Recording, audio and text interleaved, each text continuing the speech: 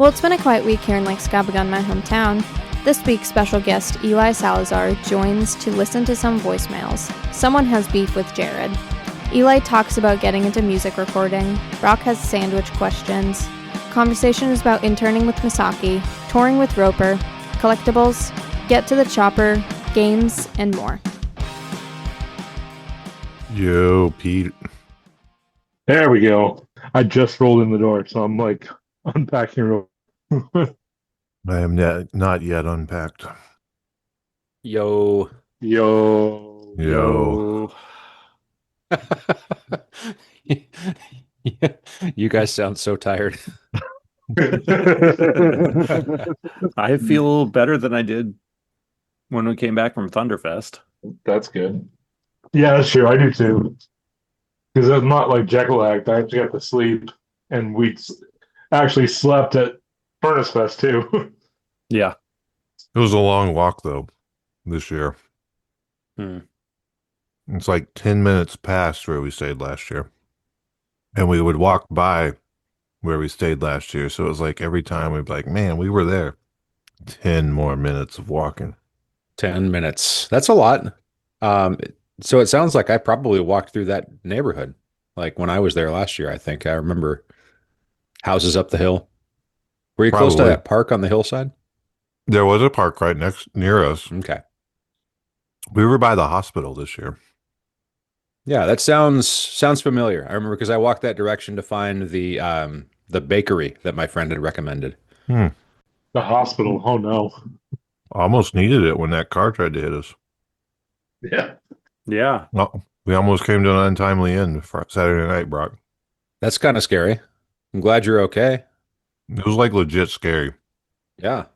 It was right outside the ER, though, so also could have been convenient. My goodness. Oh, hey, I just got I got a package from Athletic Brewing.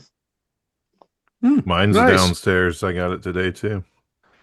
I am the odd man out for this one, unfortunately.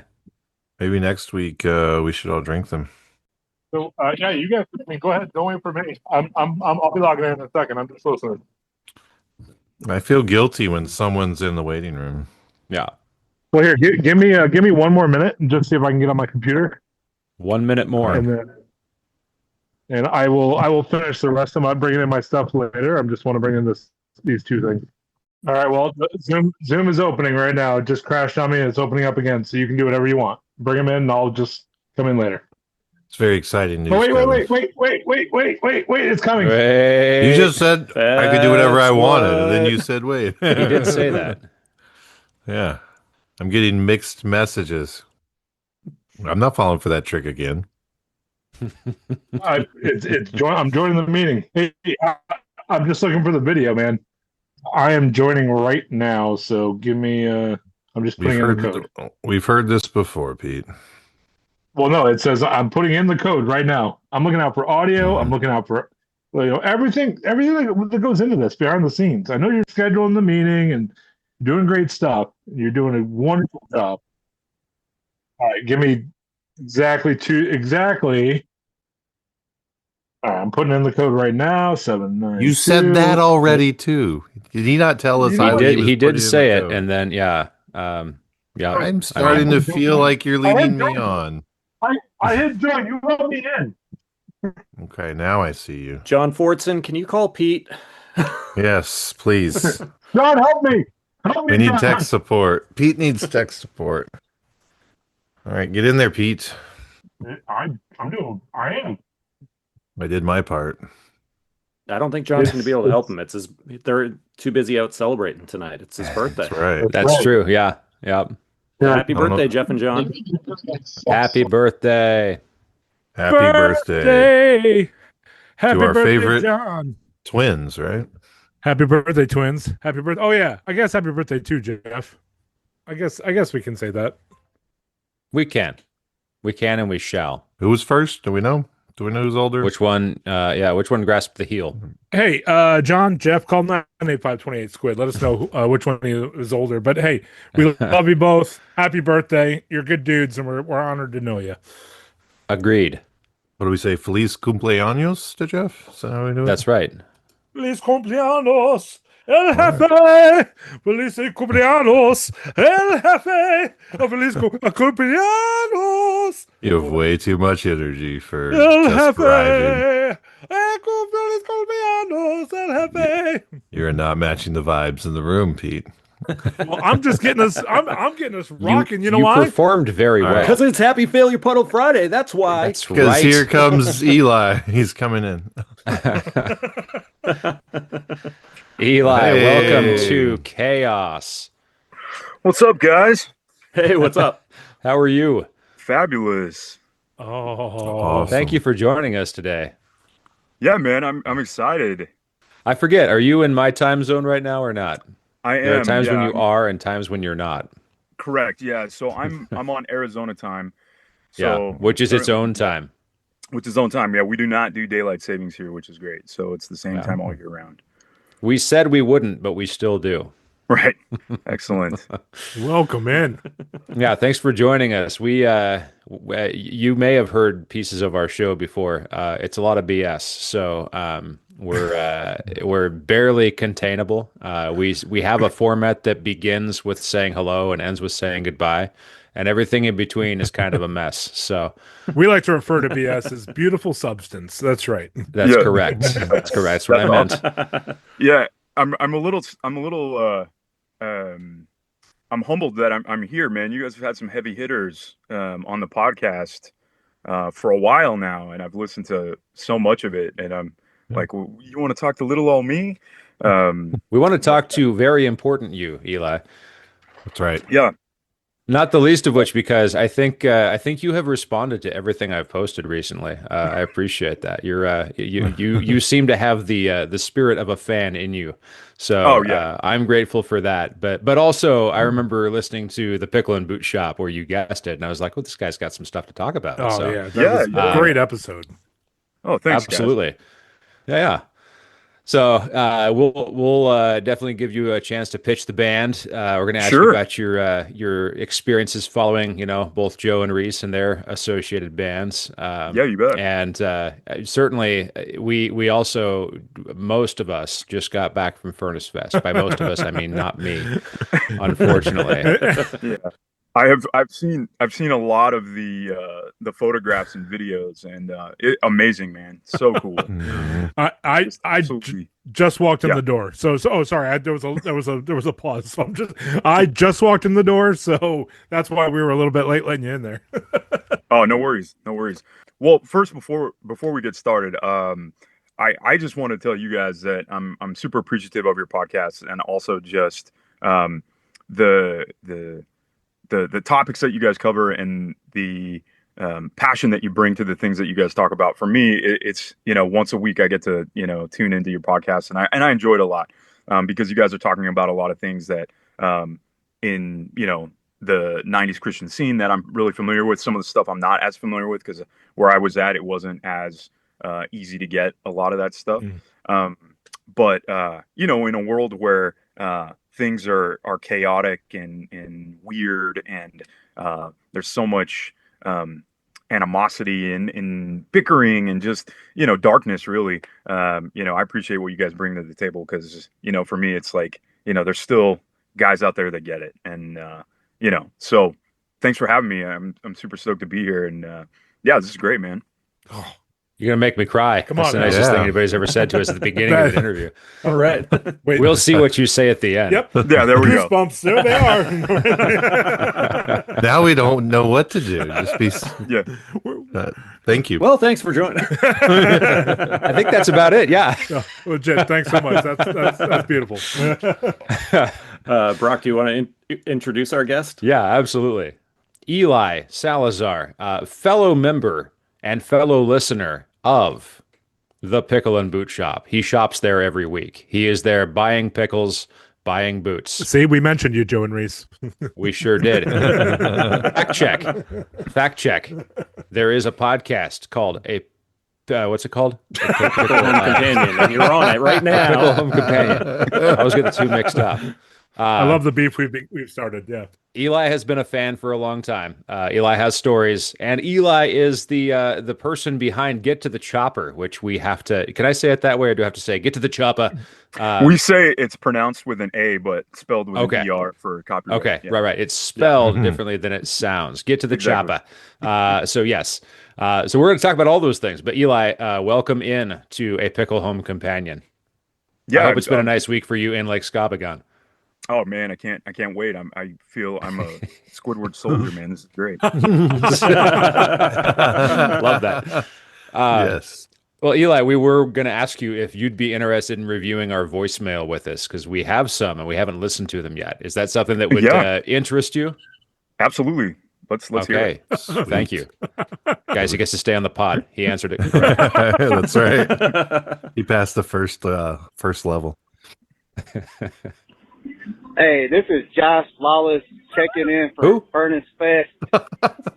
Here on Friday morning, the first band just played, and I got beef with Jared. The only reason I bought a ticket to this thing is because you talked about how great the bro hangs are that are even better than the music festival itself. And last night at work play, you make it through 2 sets, and then you head home. And I haven't seen you since. I'm out here as a street team, putting clothespins on people's bags, spreading word about a pickle home companion. Kevin is posting. Pete's over there making social media content. You got one job of supplying a locker for us, and we don't even have a locker because you're not here yet. I mean, you are in athletic department higher up. I think you would know how a locker works. Anyway, that's my beef. See you later. Lawless was sassy for day one. Look at that. Came with some heat. Absolutely. Eli, have you met Josh in the circles we run in I have, yeah. online? Yes, I have, yeah. He's a twin, and so am I. So that's a nice. interesting thing. I have a twin sister, mind you. But Still a yeah, he twin. does his sort of daily posts of this or that, Yeah. Mhm. movies or TV shows or stuff like that, and I find that to be entertaining. But yeah, that was a little spicy. That was a bit spicy voicemail. Yeah, It sure was. Well, and Josh, I think we need to give him full squid status, honestly, because he This hung point, with you guys. Yeah. He did. Oh, yeah. Jared, did you and he ever make up? We don't know. I didn't know we were beefing, but now I feel now like I'm rethinking the whole weekend. It's a problem with was- voicemail. Yeah. Yeah, I have a feeling though we have a bunch of them, so I feel like you need to hear the next it's one. gonna be Josh. So, no, on Thursday night I felt terrible and I bailed. Like I made it through Advent and I left. We all did. So you're right, Josh. That's my fault.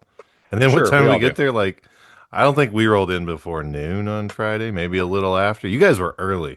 You guys are champs. Show up in the parking lot, hang out, get in when gates open. We casually strolled down the street for a 30-minute walk at like noon.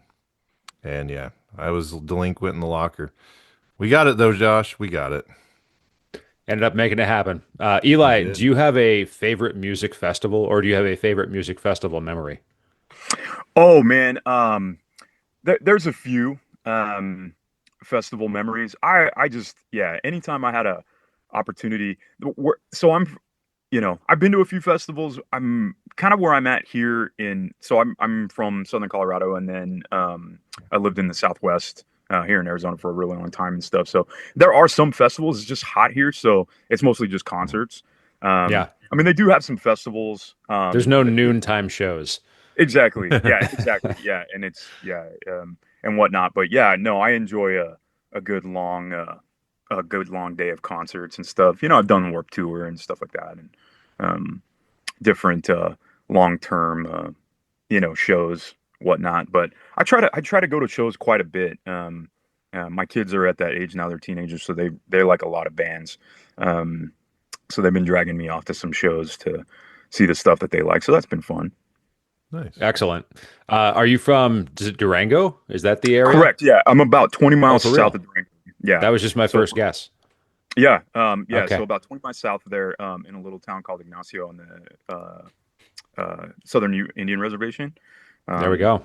yeah, so my parents have a little farm out there, and yeah, I was born in Colorado Springs, and then we moved there Hey, when I me was too. 6. Yeah. Oh, right on. Excellent. Yeah. Yeah. So we lived out there. My parents still live on the farm, and they're not farmers, but it's a little Mhm. farm that they're on. And Yeah. But you can yeah. have a farm and not farm. Yeah, exactly. But yeah, they lived out there, until the fall of '98, and then I moved to Pueblo, Colorado, and went to college there, and lived there for 5 years, and then left there, and I moved to Arizona here in Tempe, which is a suburb of Phoenix, and I went to audio recording school, and that's sort of how my journey into this world sort of began. Obviously, I was fans of those bands, but that was sort of my introduction, sort of, if you will, a backdoor into meeting, Frank Tate and Masaki and Reese and all those guys. So, yeah. Love that. Are you familiar with ska brewing? I am, yes. Yeah. It's crazy, man. Micah from 509, we're sort of, we're online friends, and, we've I think that makes you friends. You could say you're friends. Yeah, we're friends. Like if you guys were in the same town, you'd hang out. Yeah. We go way back. But yeah, he posted some photos from there a while back. And I was like, oh, snap, man, you're in my neck of the woods. So yeah. All right. So that was voicemail number 1. We got another one? Well, we do. Here we go. We do. This is Josh Wallace with the 3 p.m. Furnace Fest check-in. Jared, I owe you an apology. After I sent the last voicemail, literally seconds later, I saw you, and you were the nicest human being that I have met today. Period. We were able to get into the locker. I may or may not have been influenced by other people who will remain nameless to make that last rant. Wow. But anyway, Furnace Fest is underway and it rocks. Peace out. Love it. I'm glad that we got a little cap to that. That's how come I didn't know we were fighting. The conflict was resolved before I saw him. Yeah. There we go. It was over before it started. That was definitely Pete's influence. I'm confident. It Kind wasn't of me. like Firefest. Wasn't me. Wasn't. Our boy Kevin, huh? Of course not. It must have been that Johnny Grimes character. It was Presumably. It was Chad. All right, we have more. Hey, the kid, thanks for holding down the line. I'm here at Furnace Fest in Alabama. Oh, it's from me. Too, and listen to Amber Lynn from the parking lot because it's time for parking lot whiskey. But you know what else it's time for? It's time for you to listen. No, I won't do a go listen right now because we're on the podcast, and this is a voicemail. Hey, Furnace Fest has been great so far. I'm embarrassed for We've met some myself. wonderful people along the way. We even saw some people from Thunderfest. So it's a good time when you see people from Thunderfest. Shout out to you, Carmen. Much love, my friend. Hey, Sauce Furnaces, if you aren't here, What am I you're not saying? here. But you should come next year because it's a good time. And you can hang in the parking lot with the squids. All right, well, I've had enough of this phone call, and I'm going to be laughing about this later, I'm sure, No, I won't. as we listen to it live on the air. No, I won't. Hey, Jared, why are you wearing black? Okay, bye. Jeez. I mean, it's a valid question. When did you make that? We were with you when Anne Boleyn was playing in the park. We were in the parking lot. No, not How yet. did this happen? You weren't no, there yet. okay. No. I was saying. Oh, I'm Do sorry. you want to respond to yourself, Pete? I'd like to apologize that I left a voicemail that was ridiculous, and I should have told you to delete it. Okay. There's still time. No take backs. Nope. No take Keep backs. in the episode. No, okay. No, you hang up the phone. You're committed. Are all of these voicemails from Furnace Fest? I have a feeling. Eli, did you know that you were going to join a Furnace Fest recap podcast? Right. I figured it would be one of the topics. Yeah. We'll try to keep All it right. just to the voicemails and our topics. We're going to so much keep We it might cover the rolling. whole thing. Yeah. There's more. Hey, this is Josh Lawless, Saturday afternoon, checking in from Furnace Fest. Just rocked out to Bleach. for the first time ever. They crushed their set. Yes. Currently in the parking lot with Pete and Kevin. You might hear Amberlin playing in the background, but I got beef with Jared again. Because this guy was talking about not wearing any black shirts to Furnace Fest. And then he's going to show up Thursday night in a black shirt. He's going to show up Friday in a very dark gray color shirt. And then he's going to show up to the festival on Saturday in a black shirt. What's up with that, Jared? You need to explain yourself. All right, guys. See you later. Well, if it's any consolation, Jared is wearing orange tonight. I am. Well, Josh, I did say I should wear all non-black shirts to be different, but then I didn't do it. That's the explanation. I just brought black shirts. There it is. There it is. There you go. Eli, you're wearing a black shirt tonight. I presume that you appreciate a good black T-shirt. I would say 99% of the shirts that I own are all black. Yeah, I'm right there with you. I'm wearing the blind side Furnace Fest from last year. Oh, nice. That's a good one. I like black shirts too, but in the hot Alabama sun, that's why you're like, don't wear black, right, yeah. Jared? I didn't think it was that hot. I thought it was nice there. No, it was, but I mean, that's why you told him not to. Oh yeah, if it was a hot, yeah. I'm trying. I'm trying to defend you, even though I started this rant. We're from up north. It's cold up here. That's true. Jared, I'm trying to defend you, even though I'm the one that started the beef. I lied to you, Josh. I said I was going to do it, and then I didn't. I think that's all I can say. I'm sorry, Josh. Pete, tell him I'm sorry. I apologize on behalf of Jared. Let's crank through. Let's crank through these because 2 more. Hey, this is Josh Wallace calling in after day 3 of Furnace Fest. Much more tired. To say yeah, he's getting tired. Jared wore a blue shirt today and redeemed himself. And when it started raining, he messaged me to let me know the security at VIP wasn't watching and got me in under the tent so I could watch the last set with you guys. Allegedly. Jared, I'm sorry I busted your balls all weekend, man. Just know that you are the nicest squid. Peace out, guys. This has been a roller coaster of emotions, Josh. I'm glad you're here for this, Eli. Yeah. I like where we're at right now. If we stay there, I don't know. Thank you, Josh. We'll find out how many voicemails are left. One more. Okay, so this could change. We got this. It could turn around. Let's finish this. It's been a bit of an up and down saga. What color shirt did you wear on Sunday? Hello, it's Anna Gibbs calling. Just calling to say hello to everyone since it's been a minute. I hope you all had fun at Furnace Fest, and I really look forward to hearing all of the stories. Pete, it was great to see you driving home on the way back, and I really hope I get to see you all again soon.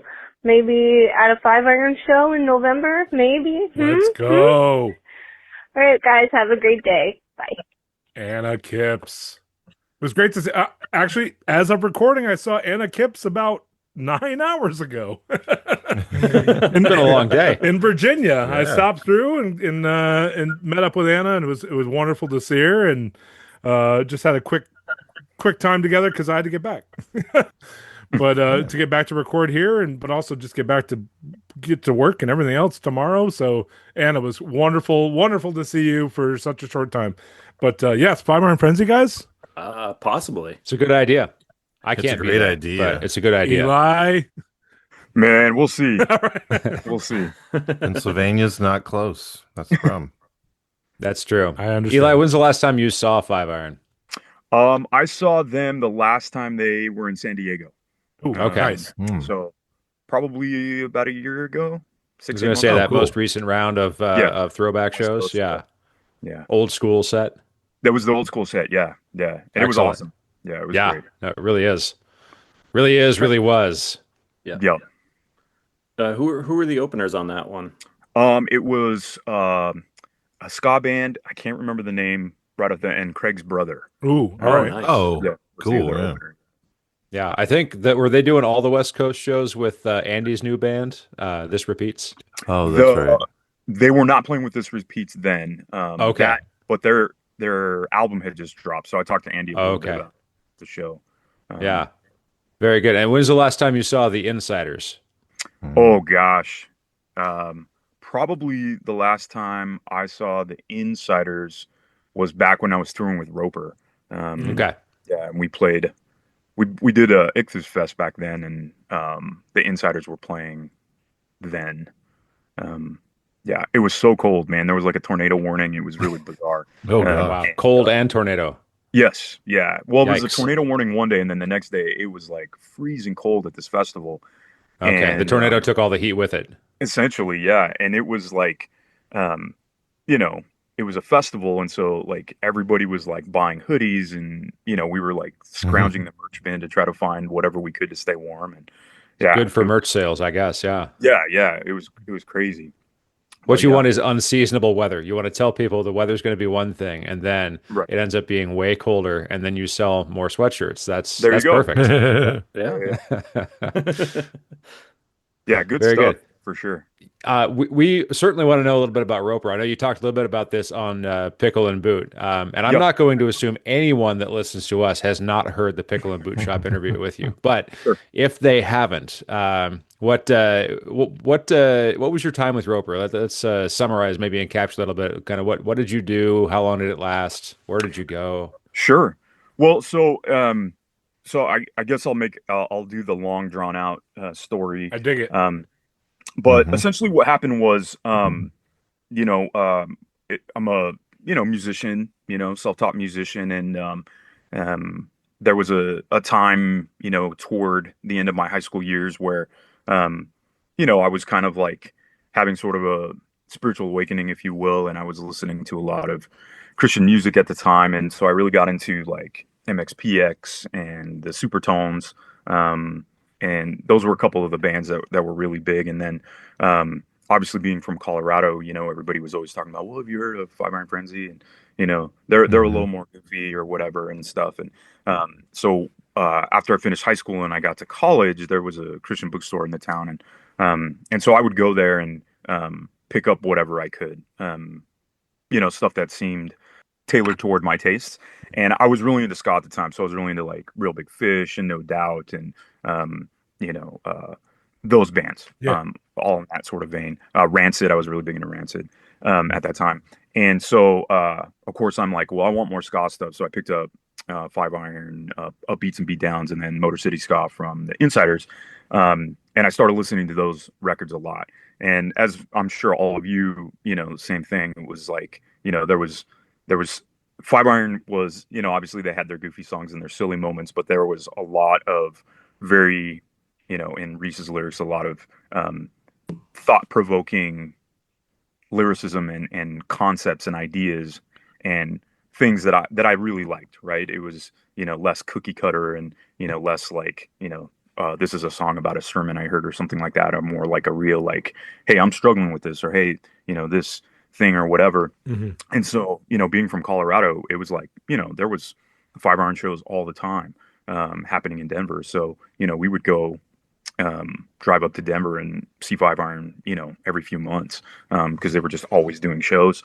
And it was great. And of course, got to see a lot of fantastic bands over the years, with those guys and, the W's and just Justin McRoberts and just all these bands, 5 Minute Walk bands. And, back in the day, like Fillmore, and then, an unknown Reliant K was with them a bunch of times, saw those guys. Who? Whatnot. And so anyway, I was just like really into it. But, for me, my goal was like, I want to be a musician and I want to play music for a living and I want to get famous and I want to make music. And so I got into college and I started studying radio broadcasting because I figured the fastest way to get your music on the air is to become a radio DJ. And right. I wanted to study music, but in high school I played in marching band and jazz band and stuff like that, but I was in percussion, so I could read rhythms, but notation wasn't my strong point. And so in order to be a college music major, you had to be able to sight read. And so I was like, well, what else can I do music related that is like this. So I got into communications and started studying radio broadcasting. But Yeah. quickly in my studies in college, like within the first couple of months, I realized very quickly that you can't just put, uncopyrighted, unsolicited music on, a standard radio station. And, like there's like law and media law and Right. contracts and all this stuff has to be in. So I was like, well, shoot, my plans are dashed. To becoming a radio airplay artist or whatever. But in the process of doing that, I was learning about like radio consoles and making commercials and cutting and editing and making spots and whatnot. And so in my process of learning all that, I started to be like, hey, how can I like do this with artists? How can I figure out how to like mix bands? And so, it started out like, helping at churches and doing stuff where I was like running sound and audio for different groups and learning how to mix levels. And a lot of it wasn't like I was taught anything. It was just like, I'm going to do this until it sounds good. Well, that sounds bad. So if I do this, that sounds good. Right. And just sort of kind of messing with it.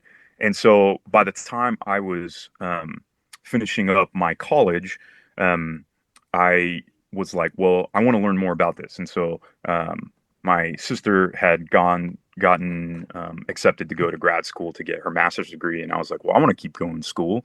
And my parents were very cool about it. Like, oh yeah, if you want to keep, doing the education thing, go for it. And so I was like, yeah. So I, Google searched, audio recording school online. And I found a few different, at the time, there was only like 3 or 4 schools in the country that were even teaching, audio engineering. And one was in Florida.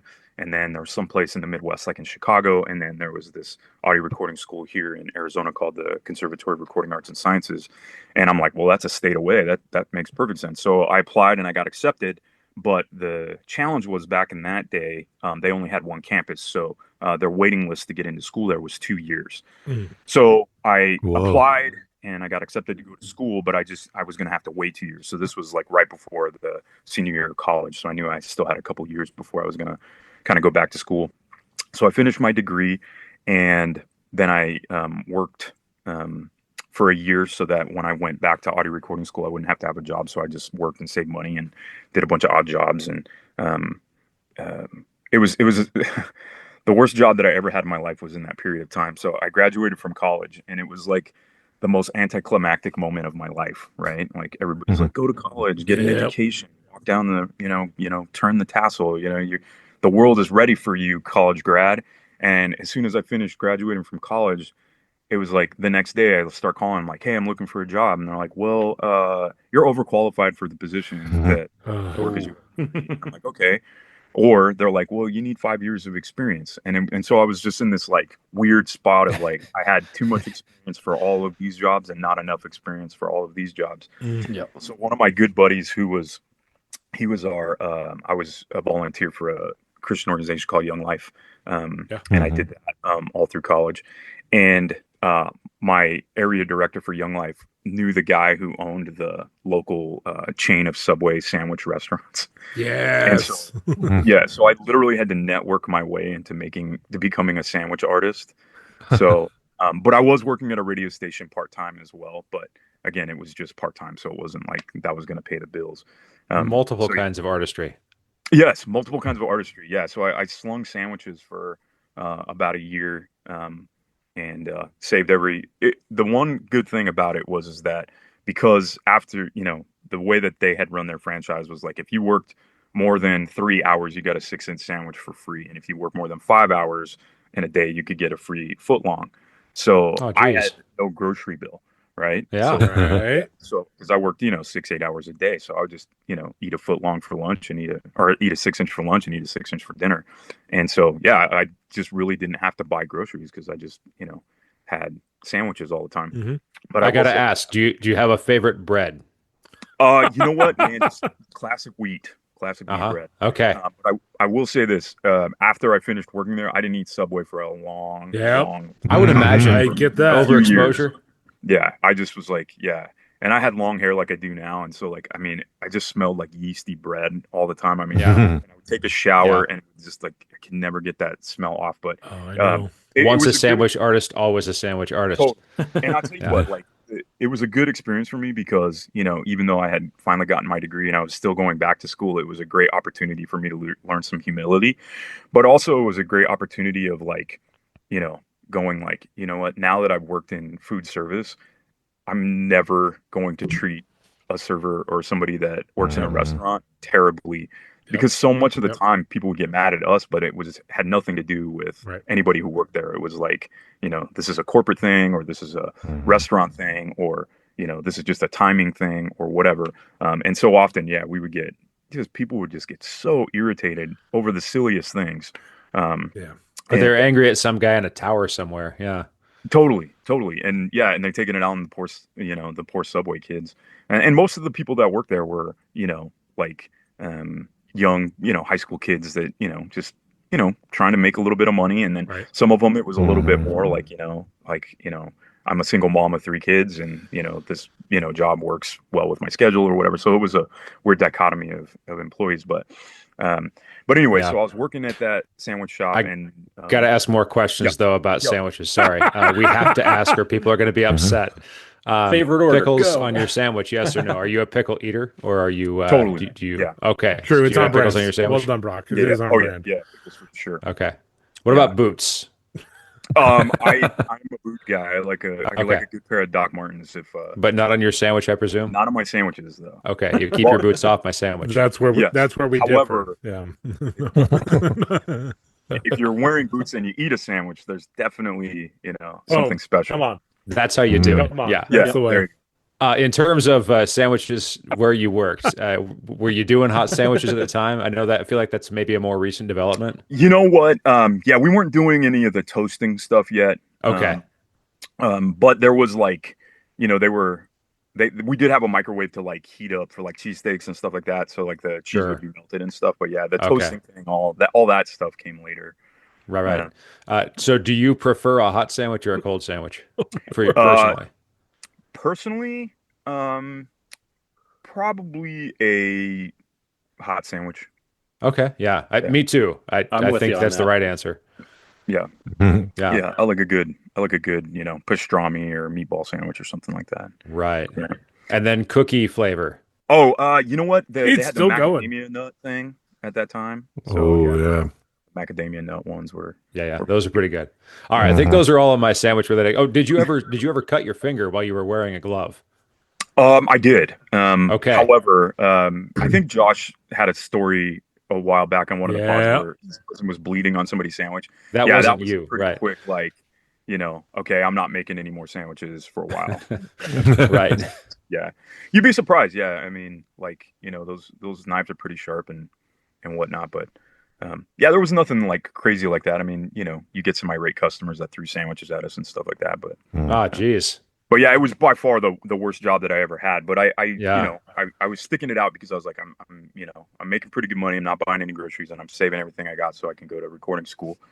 And so I did that for a year, and then I moved down here to Arizona and went to the Conservatory of Recording Arts and Sciences, which has a really fancy name and ring to it.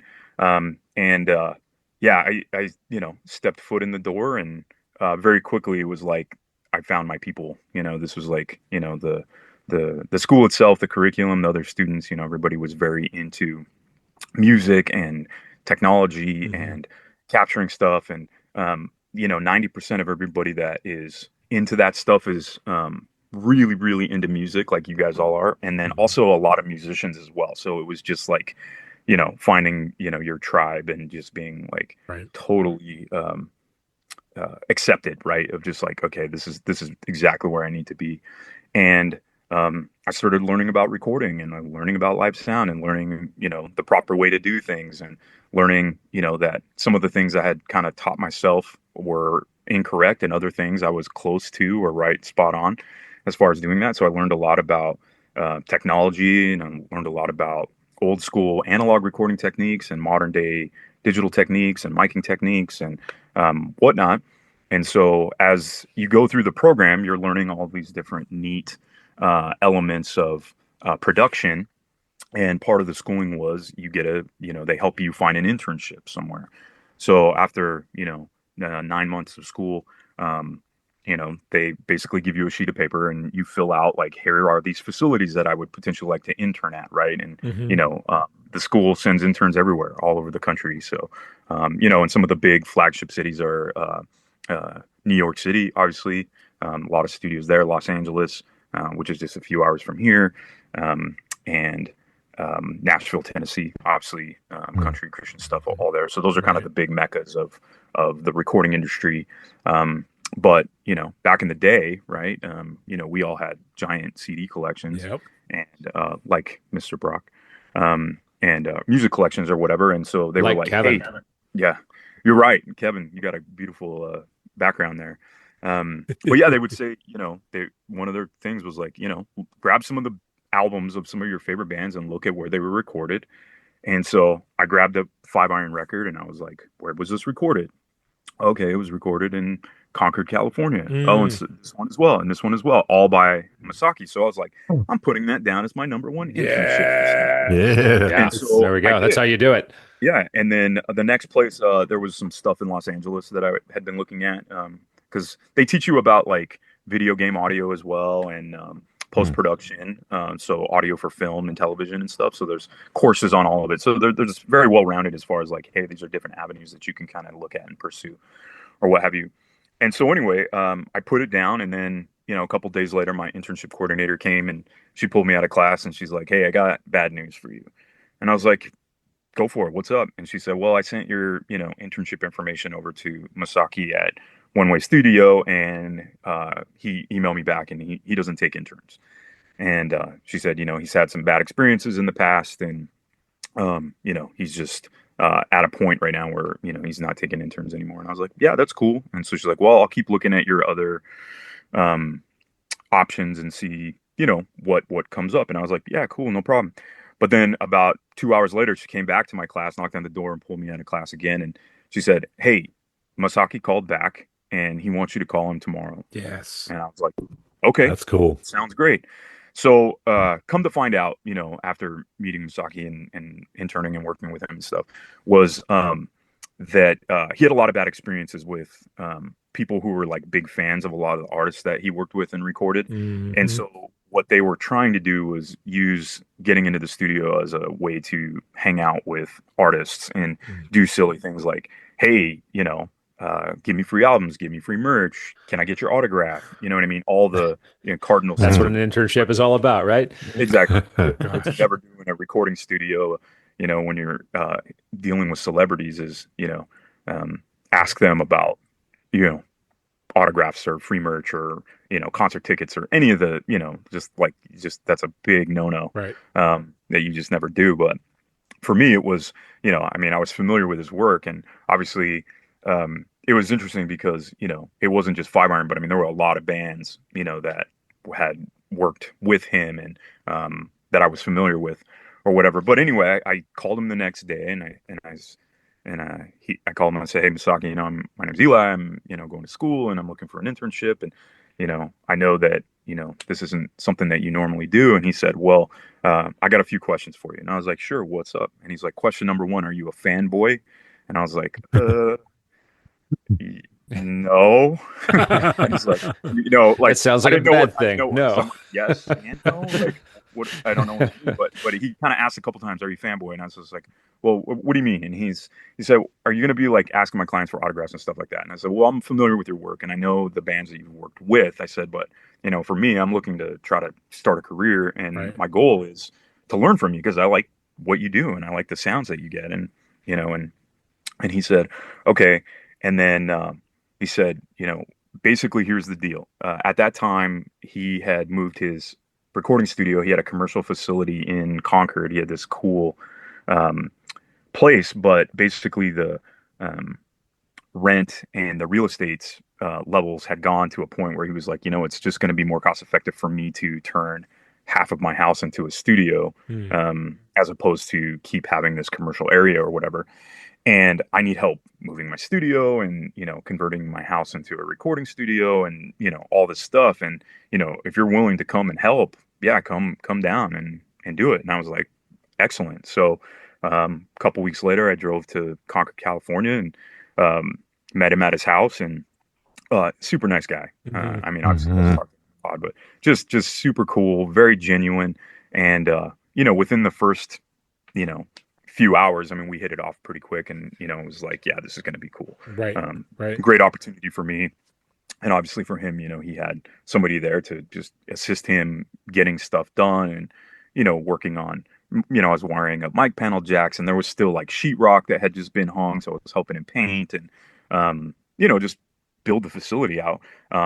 But as I got there, he's like, well, I'm working on some records right now. I'm working on this. I'm working on Reese Roper's new Roper project, and I had no idea. I was just like, oh, that's cool, or whatever. Like, you hadn't heard of it before. Yeah, there was no rumbling or anything. It was all. Yeah, it was just a trip, and he just, like, one of the first tasks he gave me was like, hey man, here's my entire record collection in CDs, and he had these huge CD holders that were mounted on the wall, and each one probably held like 500 CDs each, and he had probably 6 or 8 of them all mounted on the inside of the walls in the studio. Sounds like heaven. It was amazing. Yeah, and he's like, I need you to alphabetize these. So that's and it was cool because, I mean, he had a lot of stuff that he worked on, but one of the things that Masaki did that was always super cool was, like when he was working on records, he would find very popular. He was always going and buying albums, and he would buy records that were in similar genres or similar styles, and then he would listen to them and compare his mixes against like what other people were doing in the industry and whatnot. And so there was always music playing. It was super hip, and I'm organizing the CDs, and I'm 4 hours into my first day, and I'm organizing CDs, and then Reese comes into the studio, and of course I'm a Five Iron fan. I know who this guy is. Oh yeah. Well, the very first day, actually, I should say this. Ethan Luck was in there recording guitars for the Roper record, so because he was playing on that record, and so I already knew him because of his work with Supertones and the Dingies and all kinds of stuff. And so anyway. He was like, oh, so you're the intern, and he's giving me a little bit of a grief, just like, oh, I'm gonna make you go get coffee, dude. I'm like, I just got to Benicia, California. I don't know where it is, but tell me where to go, and I'll pick it up. But anyway, super cool. And so he was recording guitars, and his fiance was there. They're married now. Callie was there. Super cool. And so they were just like, yeah, just. Recording an album, doing stuff. And so anyway, I was hanging out with him, and then Reese comes in, and he's just like, hey man, what's up? Are you the intern? I was like, yeah. And he's like, hey man, I'm Reese, and we're working on this record. And I was like, cool. And just hanging out there every day for a few months. It was just, I got to know all those guys, and got to be a part of that record. And it was really fun because, Masaki, he had me doing a lot of like construction stuff, and building stuff and cleaning things and cataloging stuff and organizing and whatnot. But he also would be like, hey, I need you to edit these guitars on this record. And I'd be like, excellent. Yeah. And he's like, okay, I just need you to cut out all the stuff in between here and here. And just make it clean so that, all this noise gets edited out. So it wasn't like I was doing anything in the mixes, but I was doing editing for him on the Roper record. He was also working on a record at the time with Scott Kerr and Andy had a band called Yellow Second. Right. Yeah. We were working on that record as well. That's a fantastic album. If you guys, Altitude is the name of that record. Yeah. But yeah, anyway, so that was going on. And then he was doing some like country projects with a couple of artists that were doing some stuff in Nashville, but they were based out of Cali. So they were coming there to do vocals. And then, it was great. It was an amazing experience. And, but I kind of realized, within the first month or two that I was like, he's got this on lock. It's not like this is going to be a job. He just, has got a lot to do right now, and he needs help. And that's what I'm doing here. Not a long-term job for Eli. It wasn't exactly. Yeah. But it was great because, I was learning it was just like a sponge, and I was just learning so much stuff. And it was great too, because, at that time, Masaki wasn't married yet, but everybody was people were just always there. Cool. I mean, just musicians and just all these different cats were always hanging out. And so we were always like, I remember one day we were like hanging out in the studio, and he's like, hey, we're having a Halo night tonight. You play Halo? And I was like, well, I know of it, but I've never played it. And he would just like hit stop on Pro Tools, and he was like, you've never played Halo? And I was like, no. And he's like, hold on. And he stopped everything and he took me into the living room and he was like, all right, this is how you play. And so he starts teaching me how to play Halo because he knows that night, right, there's all these people going to come over and he knows I'm going to get slaughtered. Yeah, you gotta be cool. Right. So like for one day of my internship, I got to spend like a few hours learning how to play Halo, which is amazing. And it was super cool. Professional skill. It was. And then everybody came over that night and I still got slaughtered because those guys were so good at that game. It was insane. So it goes. Yeah. Of all the people you played with, was Misaki the best? He was really good. There was a guy that went to his church that was hanging out there. And he was a sniper and he picked everybody off all the time.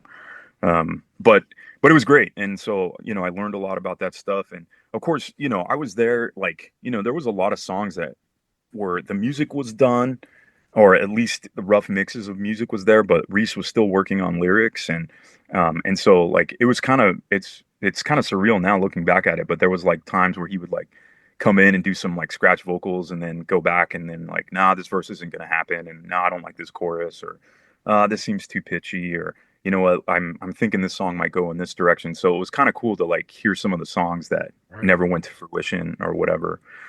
And there was a couple times, and this was really sweet. So there was a time when analog tape was sort of the standard for recording, and then there was a time where they had a digital tape where it was still tape, but it took digital signal. They call it ADAT, and that's what Masaki had recorded a ton of 5-iron on, was ADAT. And so one day he was like, "Hey man, I need you to start transferring these ADAT tapes into this Pro Tools machine over here."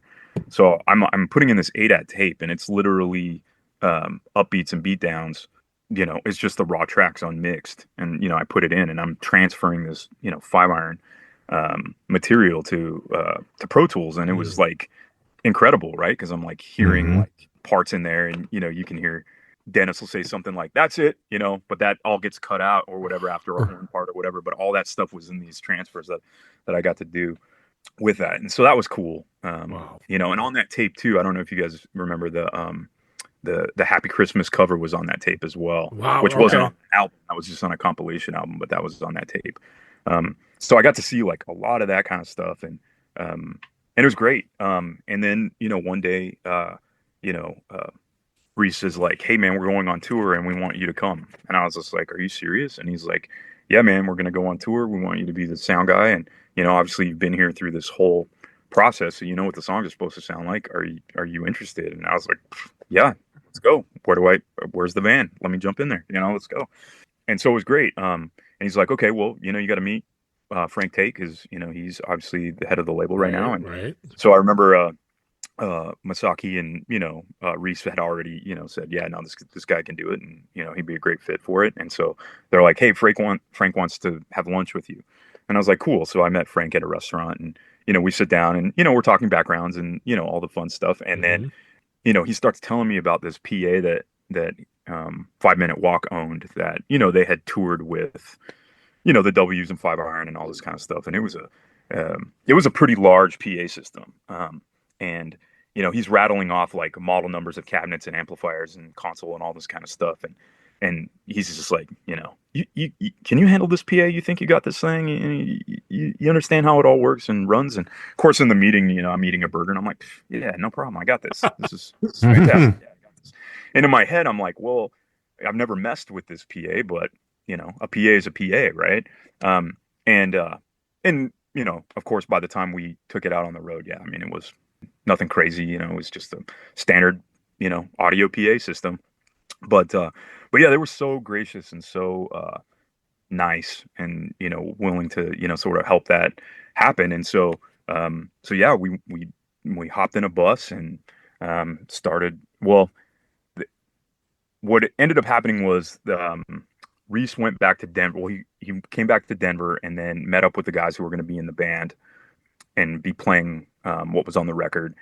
And so I left California and I drove to Barstow, stayed the night, and then I drove to my parents' house and I stayed a night. And then I drove to Pueblo, which is a couple hours south of Denver, where I went to college, and I stayed with a buddy for the night. So it took me 3 days, and then I drove to Denver and met up with the guys at the house that a couple of them were living at, and they let me crash on the couch for a few days. And then we hopped on a bus and started. Well, we hopped in a van and did a show in Kansas, and then we met up with the bus somewhere Midwest somewhere.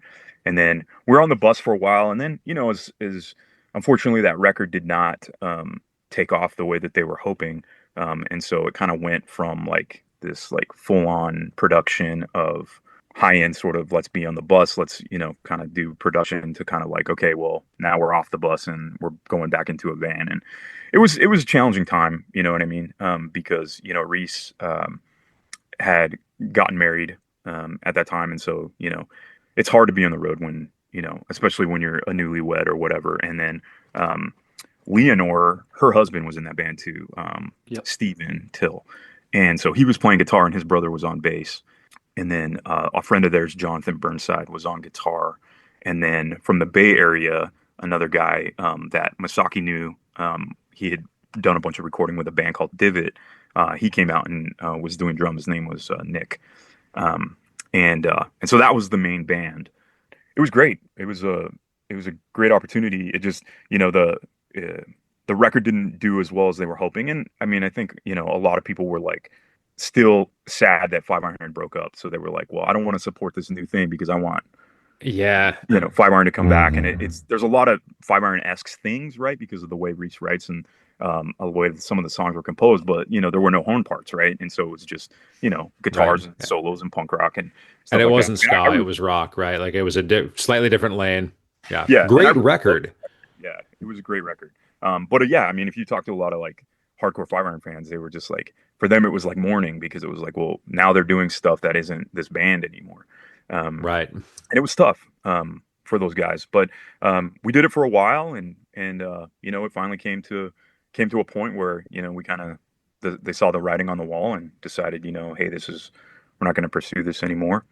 And they had a bunch of festivals still lined up. This was probably like the spring, and they still had a bunch of summer festival dates lined up, but they kind of told me like, hey dude, like, we're not going to fly you out to festivals to run monitors for us. You know what I mean? Like they have sound people at the festivals. We're just going to have to use them now. And it wasn't like I was upset. I mean, I knew it. And at the time I was engaged to my wife. So I was like, no, I get it, guys, man. Like this is what it is. Right. Right. And so that kind of ended like that. And then, so I was living in Denver. My fiance was living with some friends a couple hours south of there. And then we ended up getting married. But my wife, she's amazing. And she was like, so what are you going to do now that you're not touring? And I was like, I don't know. Like, I'll find some kind of job. And she's like, you need to find a job because I know how you are with money. And I was like, you're probably right. I'm definitely somebody who, like, if I have $5, it's burning a hole, in my pocket or whatever. I respect that. Yep. Yeah. And you guys can probably see, like, I got all my bunch of my action figures on the wall. I was waiting for the right time to ask you about this. I'm marveling by this right behind you. Wall and ceiling, right? Like, yeah, wall and ceiling. All walls and ceilings here. I'll try to do a little panorama here. So this. Oh wow! Oh yes, brother. It's so cool. Yeah. Because I was going to say, like, this is the sort of thing you could see being like a Zoom background or something, but I didn't see any blurring around your head. I didn't see any indication that it wasn't real. It's very real. That's fantastic. Right? I mean, the whole collecting thing, it really started when I was a kid. I just like I like this guy and I want to have this guy and I want to have these guys, and it just became like a bit of an obsession. So as time went on, game sees game, sir. We are with you there. I think all of us in one way or another are collectors, and so and it was great. So we'll get into collecting here in a minute, but so anyway, I got married to my wife, and I got a job working at Guitar Center, and it was just there was one up the street. I was living in Denver at the time still, because I had kind of based out of there since that's where the band had been. It's funny because I paid rent for a room in an apartment for like a little over a year, but I only spent maybe a month and a half there because we were always on the road. So the band ended up breaking up, and I got into retail. And you think like working for a company like Guitar Center or something is going to be super cool, and it was. But I had a huge knowledge base on instruments and amplifiers and live sound equipment and recording equipment and keyboards and all that kind of stuff. But at the end of the day, it basically was just a retail job. Hey, you're not selling enough, you need to sell more, right? Kind of thing. And it kind of sucked out the fun part about it. It was great because I got to buy a lot of gear for at a employee discount, which was nice. but it definitely wasn't my dream job. And so I was getting ready to leave there. And then the school that I went to in Arizona, the conservatory, they called me up one day and they just basically said, "Hey man, what are you doing? Are you still touring?" And I was like, "No, actually I haven't been touring for a few months. But I'm, looking for work." And they said, "Well, hey, we have a position available if you are interested in moving back to Arizona." And I was like, "Yeah, I am." So my wife and I think we were in our first year of marriage, and she was working at a job she didn't really like. And so I kind of pitched it to her like, "Hey, honey, let's move to Arizona. It'll be a new beginning for you and me and all this kind of stuff." Right. And it was a really awesome, really good new beginning for me. And she didn't really care for the dry desert heat as much. But she's come to love it now over the years. That's But awesome. but yeah, so I went back to the school and I started teaching there. Well, I was a night tutor for about a year. So the school's open 24 hours a day. So during the day, obviously classes are happening, and then at night the facility is open for students to use the studios to record and do projects and to work on things that they're being graded on. And they have a live sound room that students can use to practice how to mix bands in a larger space. And there's places for studying and all kind of different stuff. So it's a very cool educational facility.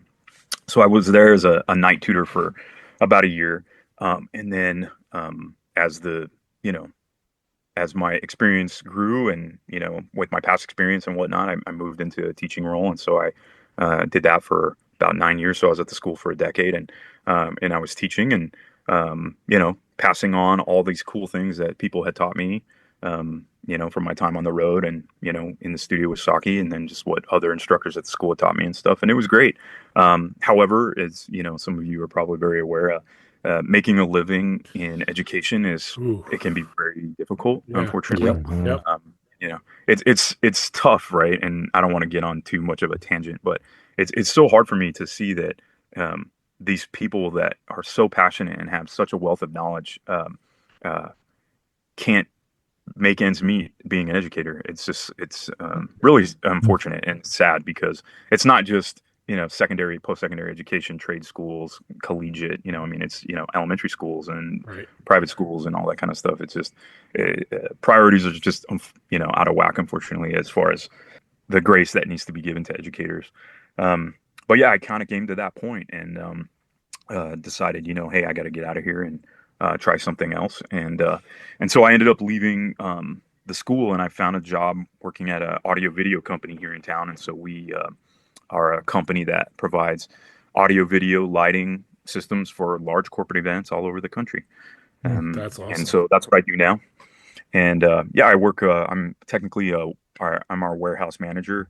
And although that would sound like I'm just working in a warehouse, I am. But I have to oversee tons and tons of technical equipment and make sure that the people that are working in our warehouse understand how that equipment works, and work with our logistics team, make sure that it's getting shipped out to the correct locations. And we do all kinds of large corporate events.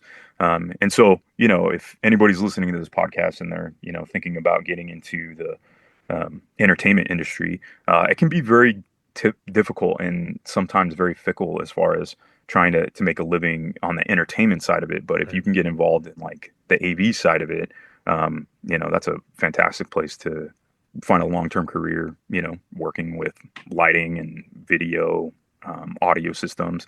It's a little different than working in concerts, right? Because obviously we're not miking up drum kits. It's usually talking heads, but right, you're talking about miking up the CEOs of the biggest companies in the country, or politicians, or people who are extremely well connected in the world of medical associations or pharmaceuticals or whatever. So people that are like, super, super knowledgeable. I did this conference a while back, and they were talking about this new technology of how to put stents into people's, hearts and aortas and stuff, but do it as minimally as possible. And so they were like, half of what they were talking about I didn't know, but they had a video showing like, these people doing a surgery where they're like, and so, I'm running Like sound. a ship in a bottle.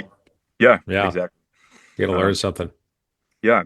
So that's kind of, that's kind of how I ended up where I am now. A lot of people ask me, like, do you miss touring? And I absolutely, that was one of the greatest experiences of my life. But I always tell people it's a young man's game, right? I would probably still be doing it. But after I got married, I was just like, I don't want to be gone. I love my wife. I want to see her. And then of course we have kids. Mhm. And so once you have kids, it's that, that changes it too. It's just like, yeah, Yeah. it's a tough life, man, to be on the road to, be performing because you're gone.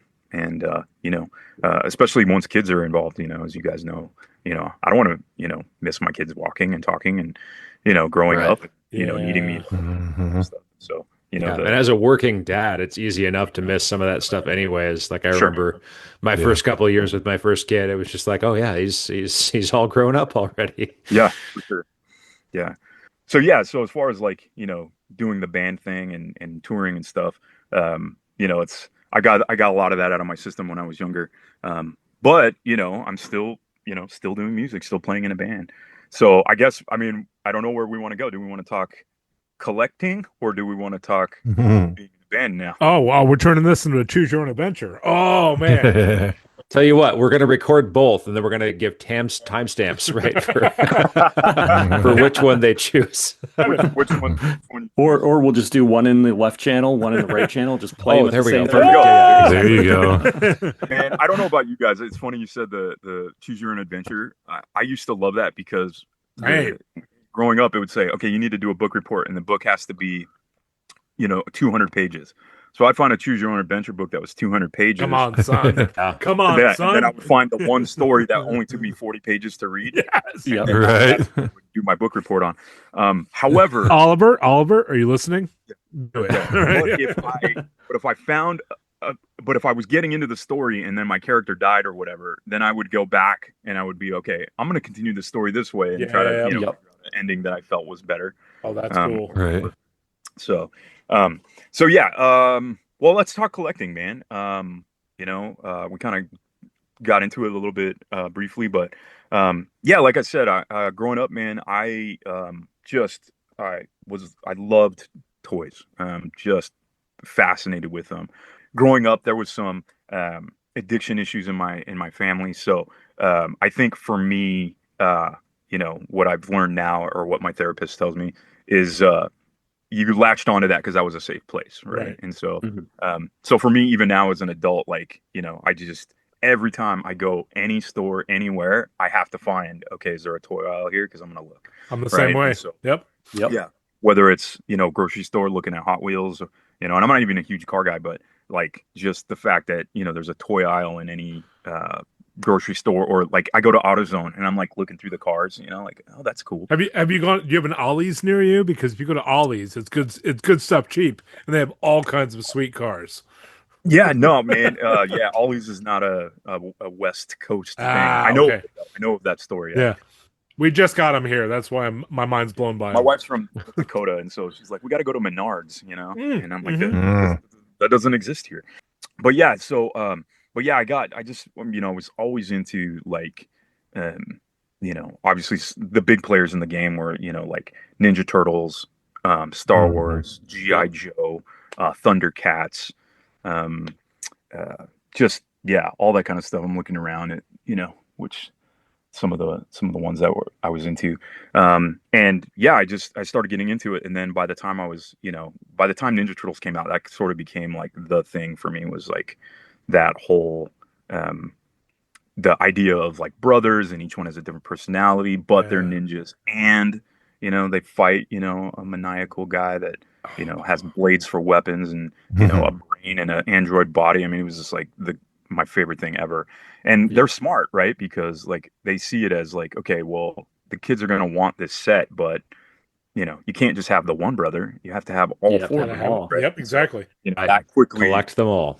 Yeah. Yep. And that quickly just sort of opens up okay, well, if I have these four brothers, then I have to have, these villains. So each brother has somebody to fight. And then, we have to have this play set and whatnot. And so, I just got kind of bit by the bug, and, and that was just sort of my thing. And then, by the time I was, in like 6th or 7th grade, it was one of those things where I was still like, picking up guys now and again, but it was not like something I told anybody about. Like a couple of my close friends knew, but like, I remember in 6th grade, I mentioned like somebody's like, well, what's one of your hobbies? And I'm like, man, I like collecting Ninja Turtles. And everyone in the class laughed at me, and I was just like, tough crowd, That's when to collect it. I mean, sixth Yeah, grade exactly. was the jam for that. Yeah. Yeah. But they were just like, like, oh, you're a nerd, way to go or whatever.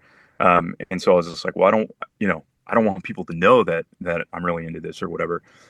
But I still was, avidly collecting or actively collecting and stuff. And then when it really kind of got to be a major thing was 1999 when Star Wars Episode 1 got re-released in theaters.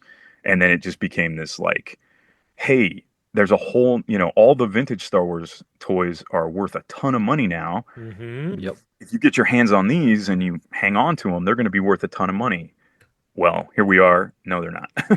They made so many of them, and there's a few pieces here and there that like are niche, or they have like a misspelling on the card, or there's some kind of defect, or that kind of stuff. Some of that stuff's worth a little bit of money, but the overall, like, it doesn't really hold its value.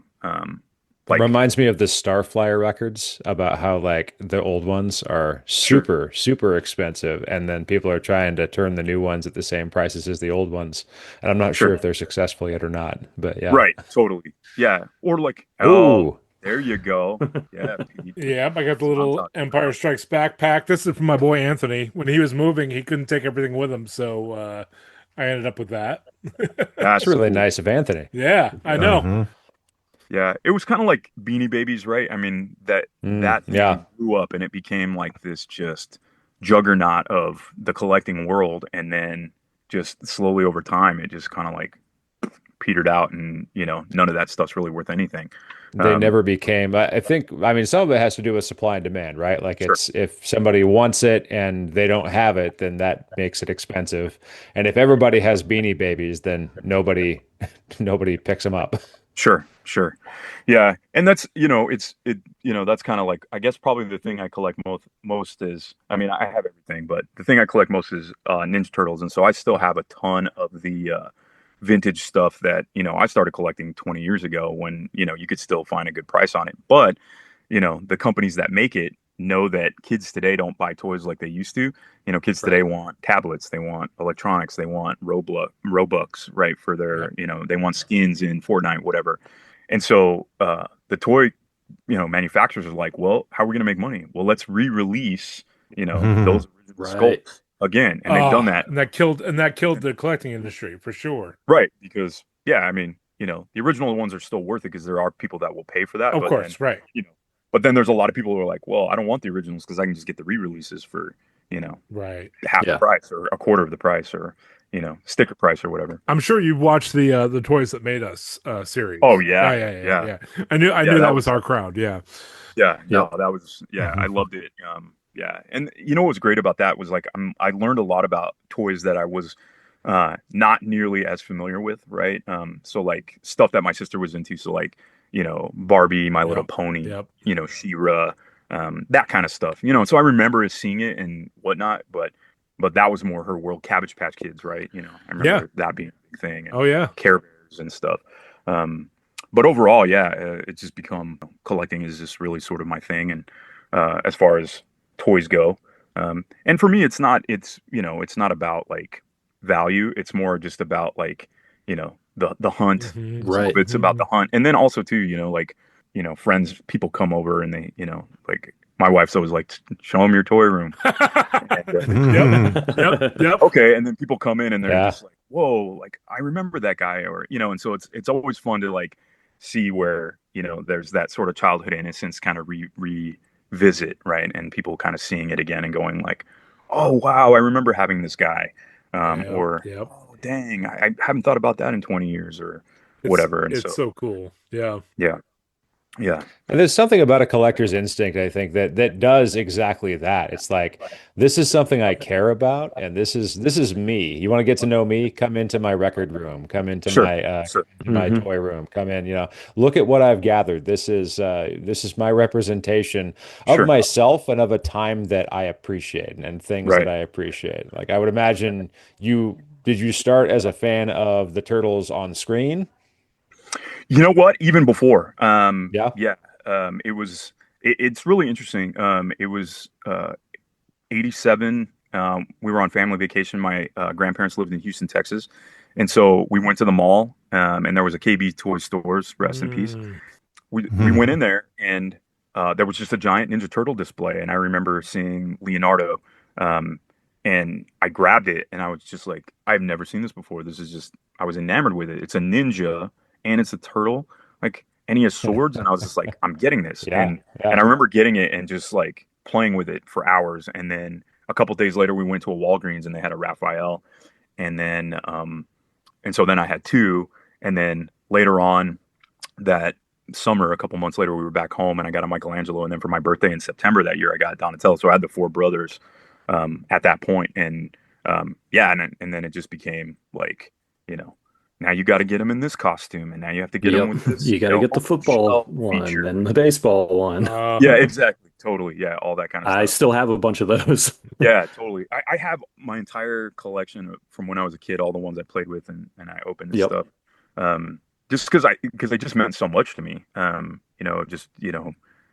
Using my imagination and finding that, and so that just became like a huge part of it. And then, as I've just got older, that just became like my hobby was,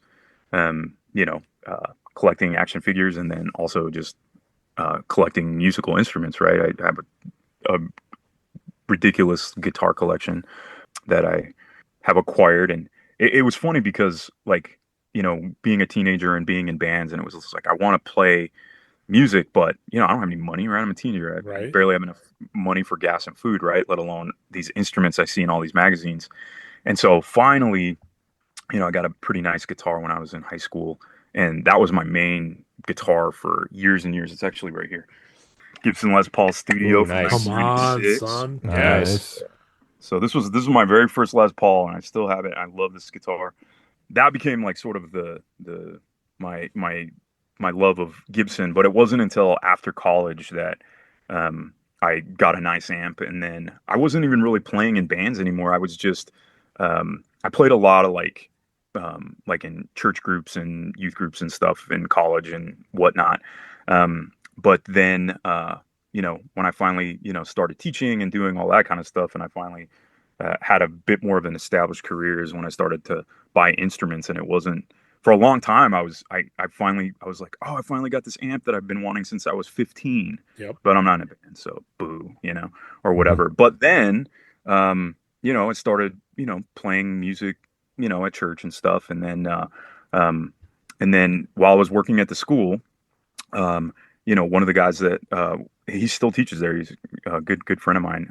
He plays drums, and he's a big collector, but his thing is old school video games, right? So he's like Atari 2600, and he's like into Nintendo, but with Robbie the Robot, and early Sega stuff and all that kind of stuff. You guys remember when they found the landfill in New Mexico where they had the ET? Yeah, there's a great documentary about that too. Yeah, he drove there. He drove to New Mexico with his friend, and he actually got one of the ET boxes from the trash. Oh, no way! Come on! Wow, he was there. There's a story there. Yeah, yeah. And so anyway, that's cool. I feel like that's a whole nother thing, because I love that documentary. Yeah, and some of the video game stuff he has is like, oh, this is only from Japan and all that kind of stuff. But anyway, total nerd dude like myself, and for years, like we would go see movies together and go to concerts together and all that kind of stuff. And then we finally said, well, let's start playing music together. And so it's been probably a decade now. At least 9 or 10 years that we started kind of getting together. And initially when we started our band, our thought was, here in Arizona, there was, I don't know if you guys are familiar with them, but there was a band here that was really big for a while called the Mini Bosses. They're not as active now, but the Mini Bosses were a band that all of the songs they did were rock and roll covers of video game music, right? So like they'd be playing like the theme from Legend of Zelda, and then that would jump into, DuckTales, and then that would jump into, something. Yeah, exactly. All those different things or whatever. And so we were like, well, we should do something similar to that, but we can do like songs, like theme songs from TV shows. And so, we were talking like, yeah, we'll learn how to play the theme song from Magnum PI, and we'll do this from learn the theme song from, Knight Rider and, all this kind of stuff. And so we were just like going to do like theme songs and stuff. And then as we kind of had put our band together, at that time, our guitar player was a teacher at the school, and so was our bass player. So we were all teaching at the school at the time. And so I came home one night and I was like, man, I'm gonna write a song. So I wrote a song about Battle Cat from He-Man and Masters of the Universe. And I was just like, and at the time I was in a very, I was listening to a lot of Def Leppard. And so it's kind of like a Def Leppard-esque kind of 80s sort of butt rock, hair metal riff. And I brought it back to the guys in the band and I was like, hey guys, I'm gonna play this song for you. Let me know what you think. And I played it and they looked at me and I was like, oh great, here it comes. I'm back in 6th grade. They're gonna laugh at me, right? Or whatever. And it was the complete opposite. They were like, dude, that rules. Yes. And you found your people. Yeah. And I was like, done, right? And that was it. So like we ditched the let's do theme songs real quick and started writing songs about pop culture, right? And obviously being a collector of action figures and everything, I just have a wealth of stuff to grab ideas from. And then, he's way into video games. And then we were starting to record, and we were starting to play a lot of shows, and we were starting to get a lot of momentum. And then the pandemic happened. And after, all the venues that we played here, everything shut down. So there was no place to play. And a lot of them didn't even survive that. And so after the pandemic was over, we got back together and we were like, okay, let's hit it again. Let's start recording. Let's start doing it. But during that time, our bass player had left the school and he got a different job, and his career had changed. And so we eventually kind of just said, hey, we're kind of feeling he's probably not into this anymore. So he left the band, and so we're like, well, do you guys know any bass players? And I said, well, I used to play at this church that I was going to at the time, and there was a bass player there, wicked bass player. And I said, well, let me call him. And so he actually lived in the same neighborhood as me for a long time. I saw him walking his dog one day, and I heard Screech stop, and I was like, hey, dude, you want to play in my band? And he's just like, and I was like, this is what it's about. And he's like, dude, that sounds really awesome. And I was like, dude, I'll bring recordings over tonight. So I brought some recordings over to his house, and he listened to them. This. Like, yeah. He's like, I'm drive-by band recruitment. Yeah. And he was in, and you figured out, the songs. I mean, they're not super complex songs or anything. So he figured it out pretty fast. And so he joined up with us, and then we started writing a bunch of cool material. And then our guitar player at that time, great guy, his son was graduating from high school, and he used to work in LA doing films and stuff before his son was born. And he used to work with Hans Zimmer and all kinds of people. He's a monster. And he was going to move back to LA and start getting into films again and working in post-production. And so he was like, hey guys, I'm going to leave the band and go back to LA. And we're like, cool, man. And so he left. And one of my coworkers that I work with, he was a former student of ours when I was teaching at the conservatory. He was a student there, and he and I work together now at the AV company. He's a great guitar player. And so I said, I approached him and said, hey man, our guitar player left. You want to try out for our band? And he's a little bit younger than the rest of us, but he's a 90s kid. So he was big into Pirates of Dark Water and, that whole Cartoon Network kind of stuff and whatnot.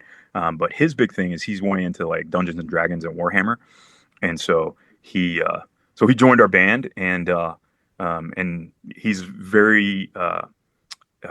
very motivating guy. And so as soon as he joined, he was like, okay, we got to start recording. We got to start doing all this kind of stuff. And that kind of really kicked us into gear. And so basically what I did was I took a playbook from Misaki and I turned my living room into a recording studio. And my wife was super gracious to let us do it. And I set up microphones and I ran snakes and I, put a console on the table in that room, and basically turned my living room into a recording studio for a few months.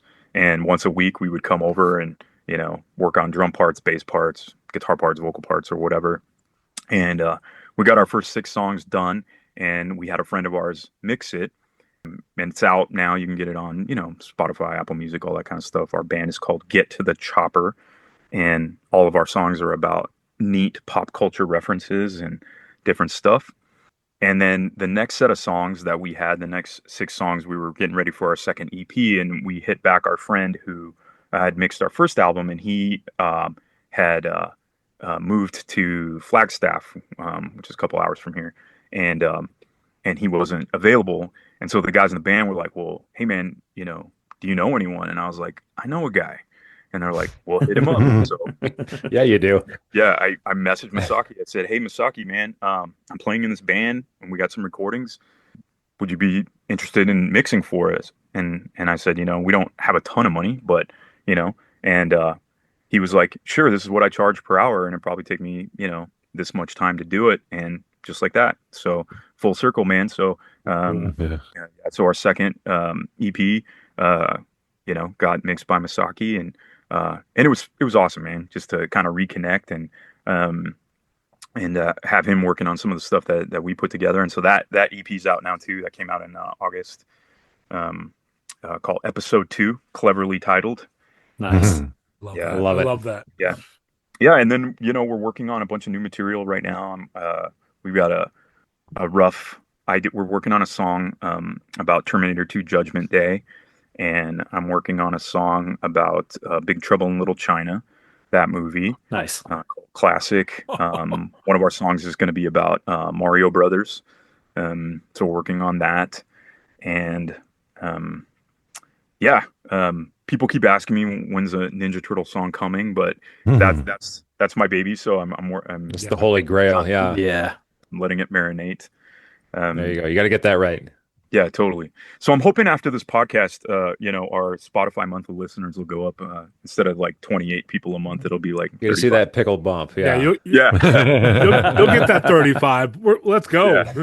Yeah. No, but yeah, it's been great, man. It's been a lot of fun. It's a really, you know, fun hobby to have, to be creative and to write music, but to do it, you know, to be passionate about it. And I think for me, looking back, a lot of like where I think I look back and obviously there's a ton of inspiration, but, you know, for me, like remembering, you know, some of my favorite bands, like, you know, Five Iron and the Insiders doing songs, you know, where they're actively referencing, you know, Star Trek, or, you know, the Insiders did some stuff where they actively referenced Star Wars, you know what I mean? And that was, you know, huge for me because, you know, I loved all that stuff when I was listening to those bands. But for me, yeah, it's a great opportunity to, you know, every song is a bit of an homage or a love letter, if you will, to these different properties, right? Like, I mean, we have a song about Stranger Things and Lord of the Rings and G.I. Joe, a couple of different Star Wars tunes.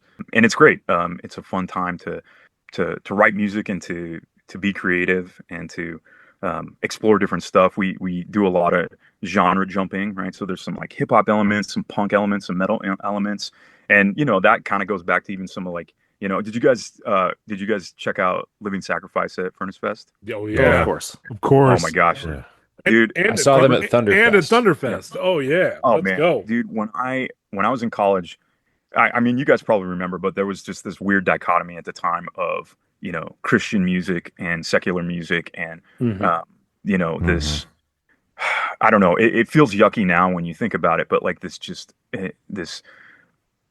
huge push to only listen to, you know, Christian bands and artists and whatnot. And it was challenging for me because it was just like, you know, they would just be like, yeah, you listen to Led Zeppelin? I'm like, yes, I listen to Led Zeppelin. Like, I can't not listen to Led Zeppelin. This band is incredible. You know, the Beatles, whatever, right? And just all those bands, Hendrix, whatever. But I was way into like, I really like Metallica and Pantera and stuff. And so I remember finding Living Sacrifice, the hammering process at the Christian bookstore. And I remember listening to that record and it blew my mind. I mean, that record is so good. And really all their albums are great, but that one just was like such a huge one for me. And then POD, Fundamental Elements of Southtown. Oh, you got it on vinyl? I'm jelly. I just picked it up at Furnace Fest. Oh yeah, that's awesome. Yeah, I have this battle vest that I made, and it's a pop culture stuff and also music stuff. So that's cool. I get a lot of comments on it when I wear it to shows and stuff.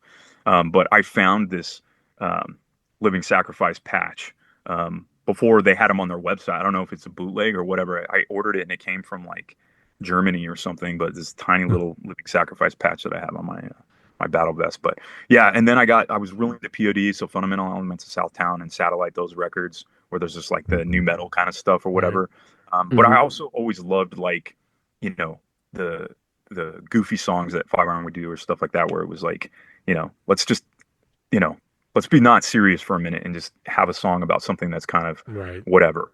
And so, yeah, playing in this band and working on songs like that, it's just a really great opportunity to try a lot of different stuff and see what works and whatnot.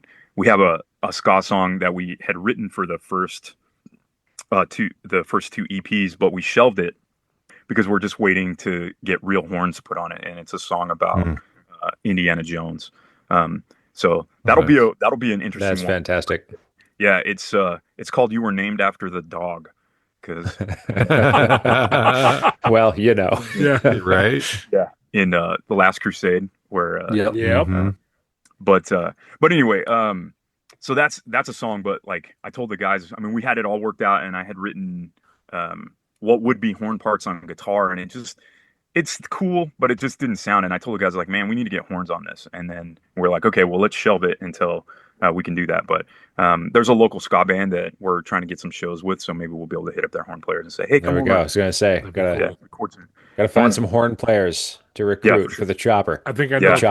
I know some. I just, you know, built up the courage yet to see if they'd be willing to jump in on that. Right.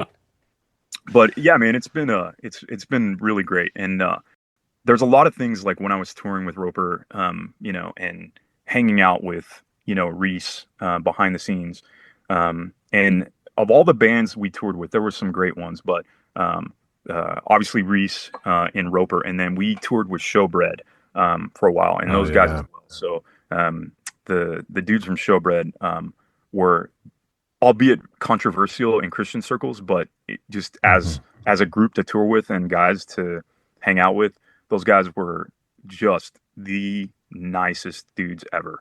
Absolutely, just hanging out with those guys night after night, and their band was phenomenal. Like, like I can't. It's hard to say. Like, I mean, you know, Roper was a great band, but Showbread was phenomenal. I mean, those guys were so good. And night after night, like getting to mix those guys on that tour and stuff, I was just, it blew my mind, being able to hang out with those dudes.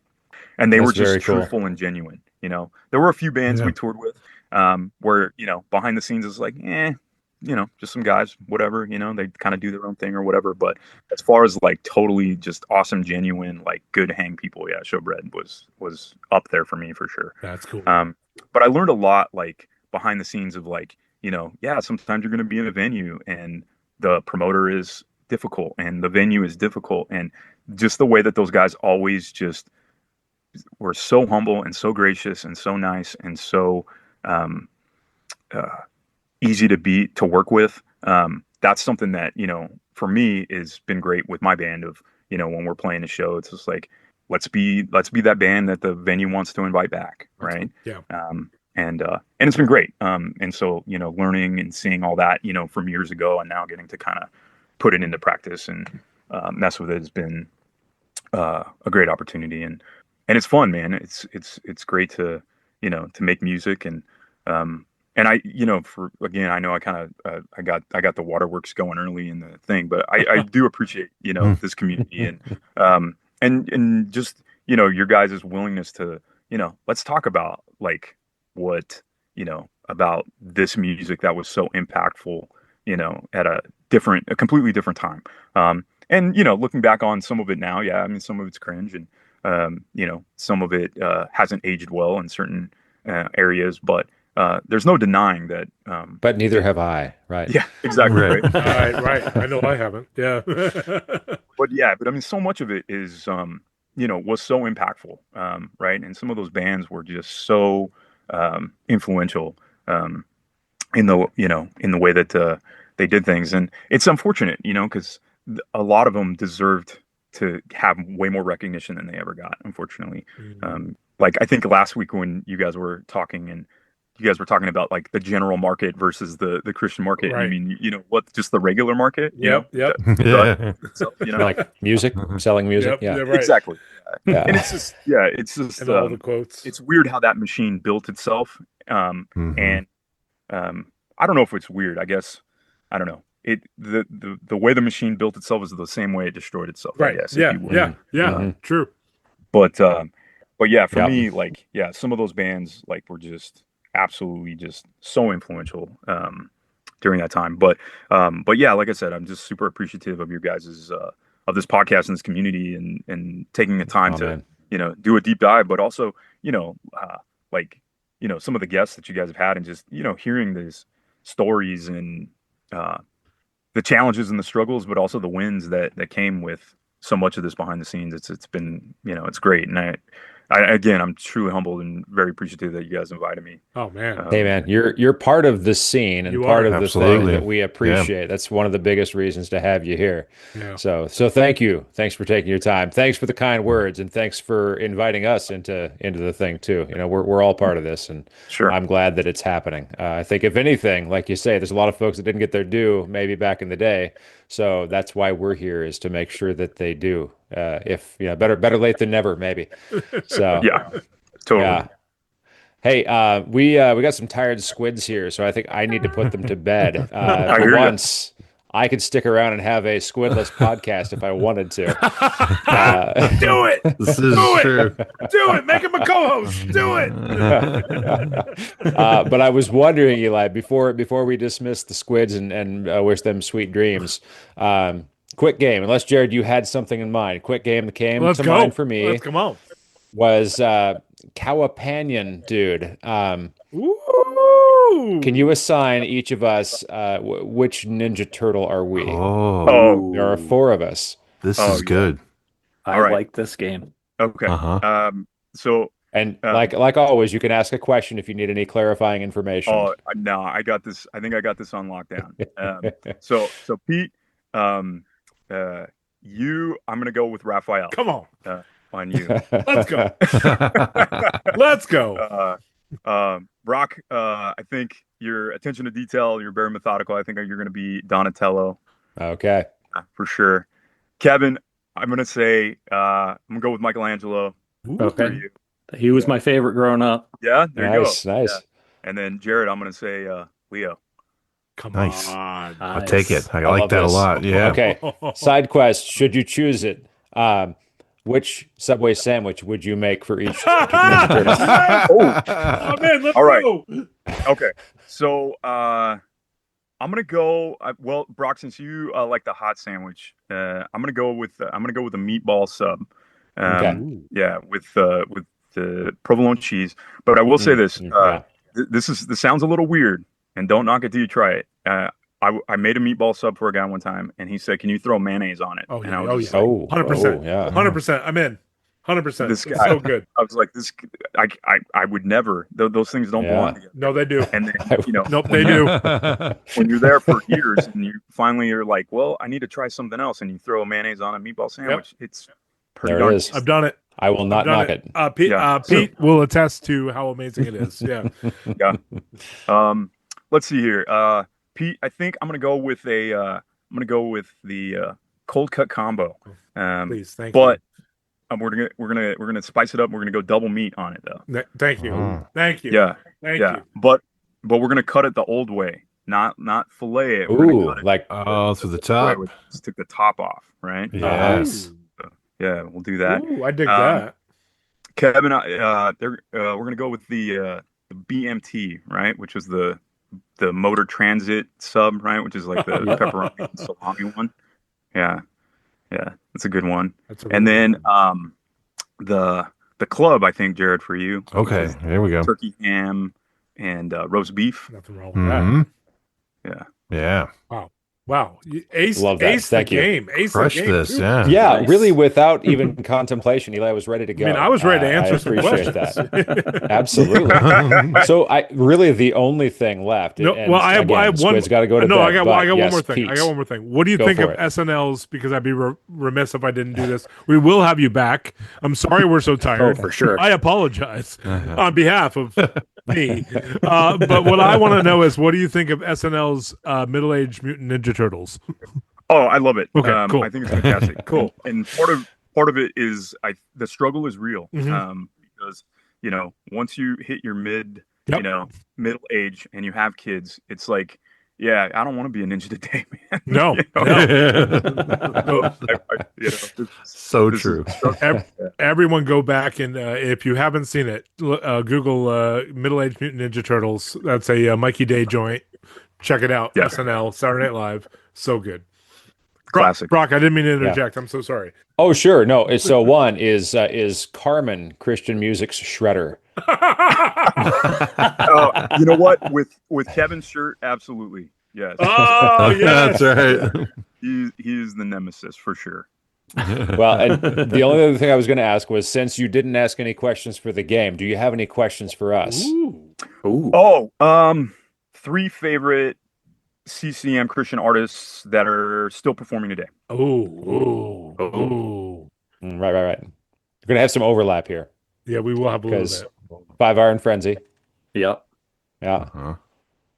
Let's see here. Still performing. And that can be scroll back. Well, I will caveat that's with just at this current time, this current month, this current day, because it changes every week.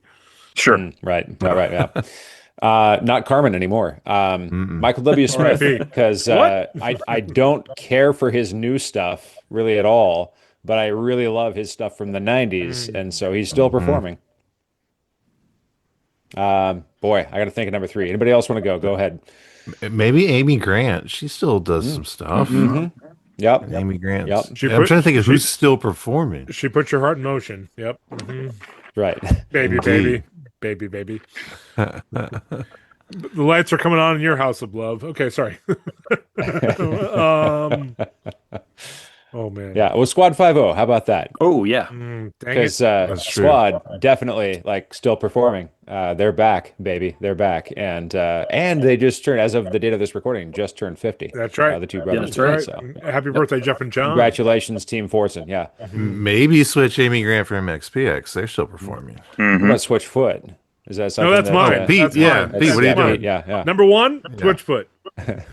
How about Blindside? Number 2, Switchfoot. Number 2, Number 3, Dylon. I was gonna go number 2, Blindside, and then I was gonna go Squad, but because you already chose Squad, Bleach. Still performing, guys. Just saw them, right? Still performing and brought it. And 30th anniversary coming up. 5 Iron MXPX Squad. That's what I'm gonna stick with. There we go. Nice. Beautiful. Still performing. Yeah. I appreciate that. Sorry, Amy. That's all right. Switchfoot, Blindside. I'm sure she listens. Amy got the old pickle bump. Yeah, she got bumped down. Sorry. That's yeah. right. Amy, if you're listening, call 985-28 Squid. Amy, have We'll our discuss. people have our people call your people. We'd love to have you in Lake Scabagon. Yeah, Pete, if you could apologize to Amy Grant, please. I've never. Yes. Not until she comes on. I want to give you a apology when you come on our Heartfelt. Perfect. Like, right. like Perfect. a fart in an elevator. That's it. Shout out Joe Yerke. All right. That's right. All right. Well, Eli, thank you so much for joining us. Really appreciate it. And you bet. Yeah. You want to stay on for a couple of minutes? We can do a show without these guys. Oh, do it. I'll stay on. Jared, make somebody a co-host. That's the news from Lake Scabagon, where all of the action figures and figurines are strong. All of the ADAT recordings are good looking. And all of Eli's newest albums with Get to the Chopper are above average. Get to the chopper. Onward, pickle soldiers. Perfect podcast. Awesome. Perfectly collectible podcast. That's right. Oh, we've collected an incredible podcast this evening. Leave it in the original Yes, sir. packaging, though. Yep. We recommend. Eli, you're the man. I'm going to stay on because I got my second win, but we appreciate you so much. There we go. Sure. Yes. Well, and I do. really have to say, I've only got, a couple of minutes before my kids have to go to bed. So Sure. squids, then kids. But I am gonna head downstairs, Yeah. but I Right. appreciate your time and joining us. Yeah. Yeah. This was Jared, fun. good to see you. Jared, brother, Yeah. love you. Thanks, y'all. All right. Later, Jared. See ya.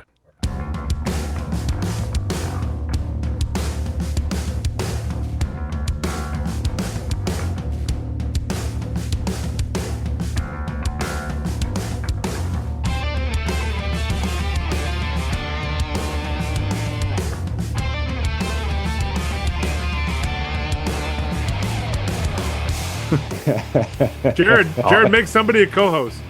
I've got to stop record. Do I have to stop recording? And then I can record to the cloud and then Okay. make you a Right. co-host. So stop this recording. Brock, give us a sweet. Hey. All right. Well, hey, Brock, give us a sweet outro.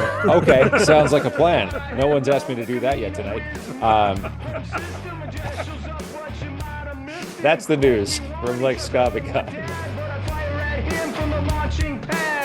I control